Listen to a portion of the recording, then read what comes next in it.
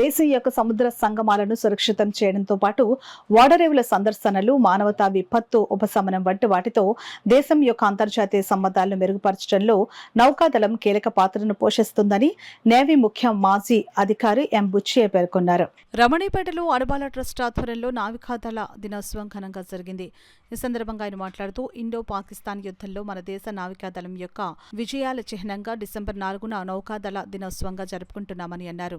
Navy విశ్రాంతి అధికారి CRC Prasad మాట్లాడుతూ దేశం బలంగా ఉండాలంటే సురక్షితమైన సముద్రాలు, సముద్ర తీరాలు ముఖ్యమని తెలిపారు.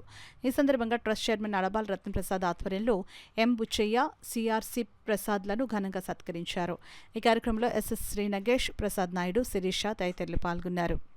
మేము మిసైల్స్ అన్ని అమ్యునిషన్ ఉంటాయి కాబట్టి ఏ ఎనిమి అయినా సరే ఇటు సైడ్ విశాఖపట్నంలో ఒక కమాండ్ ఉంటుందండి, బొంబాయిలో ఒకటి, కొచ్చిన్లో అన్ని, అంటే మన సముద్రానికి అన్ని ఆనుకున్న అన్నింటిలోని మా నావల్ షిప్స్ అన్నీ ఉంటాయండి. నావల్ షిప్స్ ఏదైనా సరే, ఏ షిప్ వితిన్ 10 కిలోమీటర్స్ 20 కిలోమీటర్స్ లోపలికి రావాలన్నా సరే మా అనుమతి లేకుంటే ఏది రాదు. మీకు అందరికీ అనిపించి ఉండొచ్చు ఇది ఎన్ని షిప్లు వచ్చినాయి వెళ్తున్నాయని, కానీ దాంట్లో ఏమున్నాయనేది మీకు తెలియదు. అవన్నీ మేమే చెక్ చేసుకుని పంపించకపోయి ఉంటుంటే దేశం ఇంత సురక్షితంగా ఉండడానికి మాలో కూడా మా పాత్ర కూడా చాలా ముఖ్యమండి. ఎందుకంటే ల్యాండ్ పైన, భూమి పైన అయితే ఆర్మీ వాళ్ళు చేస్తారంటే, పైన అయితే ఎయిర్ ఫోర్స్ చేస్తారు.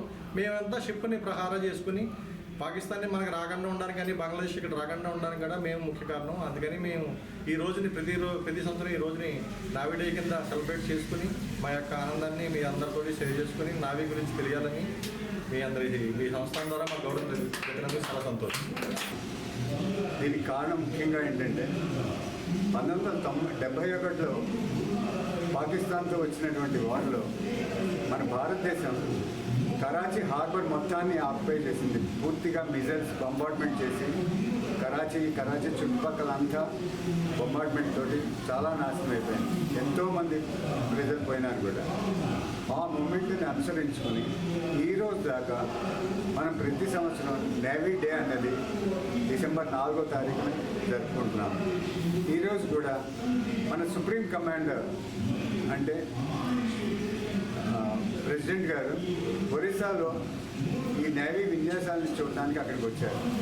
దీనికి కారణం కూడా అదే ఉద్దేశం అన్నమాట. అందువల్లనే నేవీ డే అనేది ఎంతో ముఖ్యమైనటువంటిది.